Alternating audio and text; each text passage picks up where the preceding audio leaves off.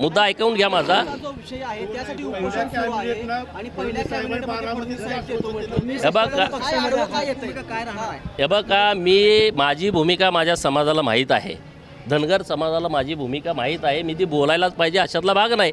लोकांना माहीत आहे की मी धनगर समाजाच्या बाजूनं कायमच आहे, मी कार्यकर्ता आहे आणि धनगर समाजातून वर गेलो आहे, धनगर समाजाच्या लोकांनी पाठबळ दिलेलं आहे आणि त्यामुळं जिथं कुठं उपोषण आमचे मुलं करतायत त्या उपोषणाला माझा नेहमी पाठिंबा असतो। देवेंद्र फडणवीसांनी पण या बाबतीमध्ये स्पष्टता दिली की धनगर समाजाच्या आरक्षणाच्या बाबतीमध्ये मी पहिल्या कॅबिनेटमध्ये देतो म्हणालो होतो, परंतु त्यातल्या काय क्रिटिकल परिस्थिती त्यांनाही माहीत आहे, आम्हालाही माहीत आहे। म्हणजे तो विषय झाला, ॲफिडेविट देणं अमुक, निश्चितपणे काहीतरी तोडगा निघेल। आमचा चारही बाजूनं प्रयत्न सुरू आहे। हायकोर्टामध्ये आम्ही केस हारलो, सुप्रीम कोर्टामध्ये हारलो, तिथंही आमचा प्रयत्न सुरू आहे पुनर्विचार याचिका कशी दाखल करता येईल। दुसऱ्या बाजूनं जी समिती नेमली शिंदे समिती, त्या समिती 5 राज्यामध्ये जाऊन आली आहे, 2 राज्यामध्ये जाऊन येऊन त्यांना रिपोर्ट द्यायचा आहे।